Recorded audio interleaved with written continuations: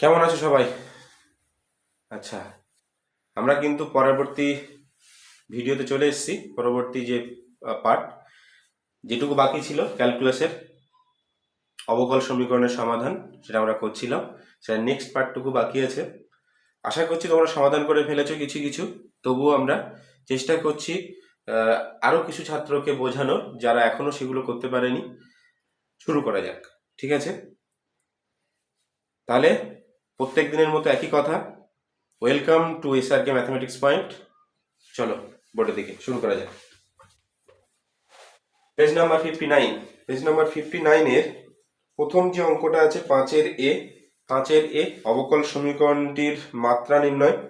এটা প্রত্যেকে পারবে। তোমরা দেখতেই পাচ্ছ ক্রম এবং মাত্রাটা এবং ক্রমটা এক ক্রম। মাত্রাটা তোমাদের উপরে ছাড়লাম, ইনফিনিটি সিরিজ আছে। যদি না পারো আমাকে কমেন্ট করবে, পরবর্তী একটা ছোট্ট ভিডিওতে ওটা বুঝিয়ে দেওয়ার চেষ্টা করব। 59 পেজের 5-এর বি যেটা আছে, 59 পেজের 5-এর বি, x log x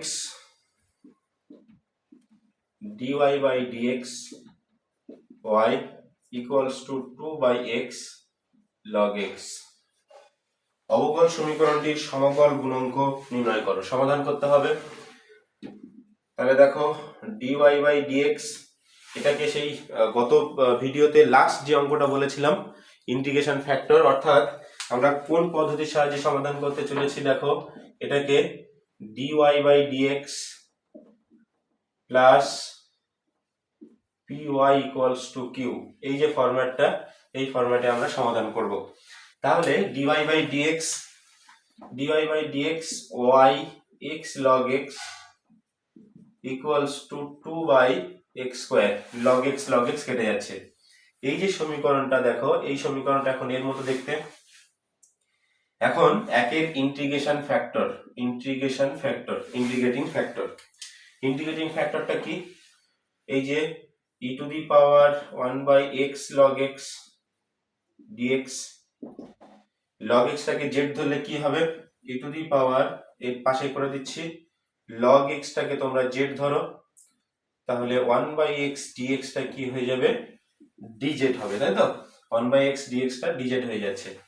তাহলে dz by z e to the power log z, তাহলে z মানে হচ্ছে log x, তাহলে ইন্টিগ্রেটিং যে ফ্যাক্টরটা সেটা তোমরা প্রত্যেকেই জানলে log x। এবার কি করতে হয়? এই log x দিয়ে 1 কে গুণ করতে হয়। 1 কে if দিয়ে গুণ করে পাই, গুণ করে কি পাচ্ছি দেখো,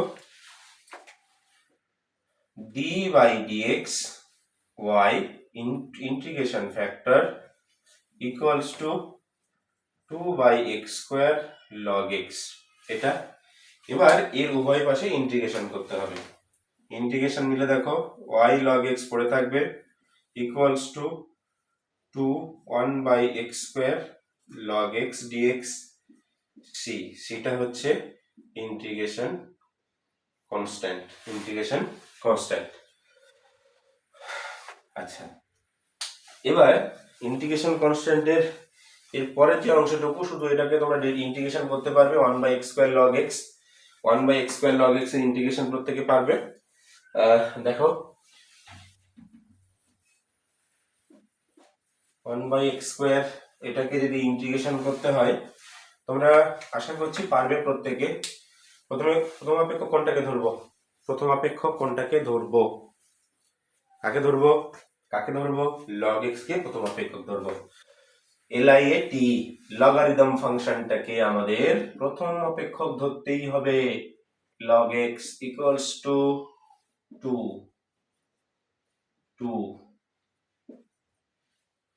log x 1 by x square integration, এটা আমি ডিরেক্ট করছি 1 by x plus 1 by x আবার 1 by x, তার মানে 1 by x square dx plus c। এটা বুঝতে পেরেছো প্রত্যেকে? সূত্রটাই ফেলবে 2 minus 1/x log x minus 1/x plus c, এটুকুই। এটা কিন্তু তোমাদের সমাধান। তাহলে y log x equals to এটা, এটা কিন্তু তোমাদের সমাধান। প্রত্যেকে বুঝতে পেরেছো আশা করছি, ঠিক আছে। পরের অঙ্কতে যাওয়া যাক। 59 পেজ, 61 পেজ, 62, 63 পেজের অঙ্ক। 5-এর এ, পেজ নাম্বার 64, এটাই তোমাদের লাস্ট পেজ। এই অবকল সমীকরণ সমাধানের এটাই লাস্ট পেজ। দেখো ভালো করে 64 পেজের অঙ্ক কি কি বলেছে। দুটো অঙ্ক। আর ব্যাসার্ধ বিশিষ্ট গোলকের বক্রপৃষ্ঠের ক্ষেত্রফল ও আয়তন যথাক্রমে। বক্রপৃষ্ঠের ক্ষেত্রফল পেজ নাম্বার 64 এর 5-এর এ, কোন একটা গোলক যার ব্যাসার্ধ আর, বক্রপৃষ্ঠের ক্ষেত্রফল বক্রপৃষ্ঠের ক্ষেত্রফল 4πr²।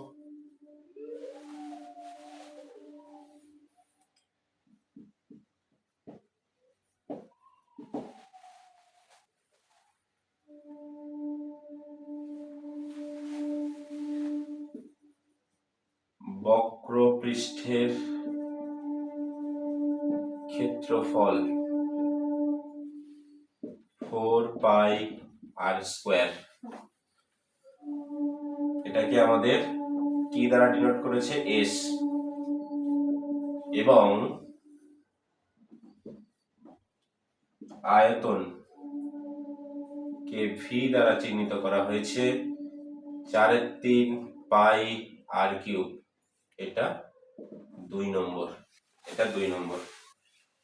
আচ্ছা, এবার দেখো ওখানে আমাদের একটা সমাকলকে প্রমাণ করতে হবে। একটা হচ্ছে এটাকে টি এর সাপেক্ষে ডেরিভেটিভ, একেও টি এর সাপেক্ষে ডেরিভেটিভ। 1 নম্বরকে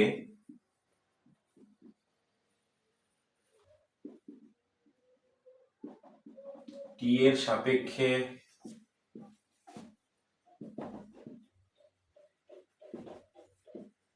অবকল করে পাই ds dt 8πr dr dt, এটা 3। এবং 2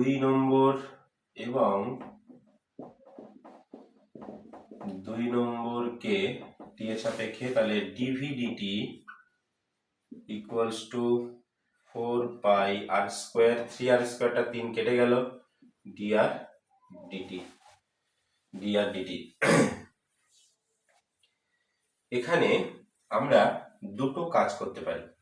সেটা হচ্ছে এই যে সমীকরণ, এখানে আমরা দেখো এটার মতো করে যদি লিখি 1/2 আর বের করে নিলাম, তাহলে 8πr dr dt, 8πr dr dt, 4 2 8, আর স্কয়ারটা হয়ে গেল। এইটুকুর মানটা 3 থেকে পাচ্ছি 1/2r ds dt। তাহলে প্রমাণের জায়গায় দেখো 2 dv dt equals to r ds dt। বুঝতে পেরেছো প্রত্যেকে? সরি, দেখো এটা বক্রপৃষ্ঠের ক্ষেত্রফল জানো প্রত্যেকে, আয়তন জানো, সেটার সঙ্গে ডি এর সাপেক্ষে ডেরিভেটিভ করে সেখান থেকে শুধুমাত্র প্রমাণটা করা, উত্তর মেলানো কাজ। ঠিক আছে। এরপর 5-এর বি, খুব ইম্পর্টেন্ট একটা অঙ্ক। পরীক্ষার সময় এই অঙ্কটা কিন্তু আটকে যেতে পারে, আটকে যাওয়ার সম্ভাবনাটা প্রবল। সেই জন্য অঙ্কটাকে একটু স্পেশালি বলা, ভালো করে লক্ষ্য করবে, ভালো করে লক্ষ্য করো। 5-এর বি কি বলছে? y² equals to 4ax minus h এই অবকল সমীকরণের ক্রম এবং মাত্রা নির্ণয় করো। আচ্ছা, ক্রম এবং মাত্রা, আমরা ক্রমটাকে সমীকরণ দেখে বলতে পারি, ঠিক? ক্রম কত হবে সেটা আমরা সমীকরণ দেখে বলতে পারি, কিন্তু মাত্রা কত হবে সেটা আমরা কি করে বলবো? আচ্ছা, এখানে জিনিস লক্ষ্য করো যে আমরা কত ক্রম হবে, এখানে পরিবর্তনশীল ধ্রুবক কজন আছে? এ এবং এইচ, তাহলে ক্রমটা 2 হবে। আমাদের সেই দিকে আমাদের লক্ষ্য করে এগোতে হবে। দেখো, আমরা এটাকে যদি 1 নম্বর সমীকরণ বলি, তাহলে এটাকে যদি আমরা x এর সাপেক্ষে ডেরিভেটিভ করি, 2y dy dx equals to 4a, x minus h এর ডেরিভেটিভটা 1, ঠিক? তাহলে এটা 2 নম্বর সমীকরণ। 1 ও 2 থেকে পাই, 1 ও 2 থেকে, 1 ও 2 থেকে পাই। 1 ও 2 থেকে কি পাচ্ছি দেখো, y square 2y dy dx x minus h, এটাকে একটু লিখছি, 2xy 2xy dy dx minus, আচ্ছা ওয়াইটা যদি ক্যান্সেল হয়ে যায়, তাহলে এখানে দেখো আমরা যেটা পাচ্ছি সেটা শুধুমাত্র এটা, ওয়াইটাকে যদি ক্যান্সেল করি উভয় পাশে, তাহলে 2x dy dx, ঠিক আছে, ক্যান্সেল হয়ে যাচ্ছে, তাহলে এখানে 2h dy dx, এটাকে আরো একবার ডেরিভেটিভ করি এইচটাকে সরানোর জন্য, dy dx 2x d2y dx2 plus 2 dy dx, x এর derivative 1, 2 dy 2 d2y 2h d2y dx2।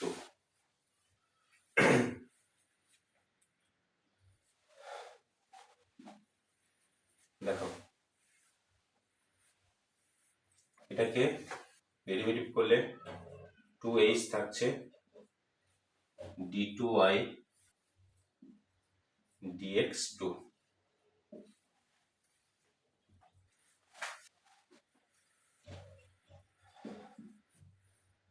আমরা লিখছি d2y dx2, এটা দেখো আমরা পাচ্ছি 2x minus 2h,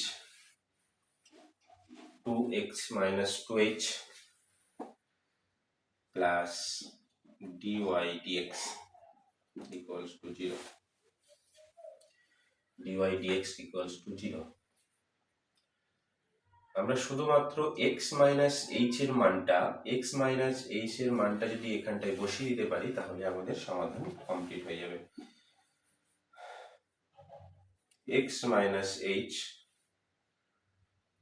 2x minus h equals to minus dy dx into বা divided by d2y dx2, এটা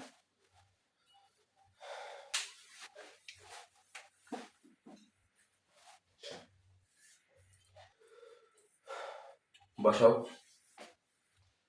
y square 2y dy dx, দুইটাও সঙ্গে যাচ্ছে, minus dy by dx divided by d2y dx2,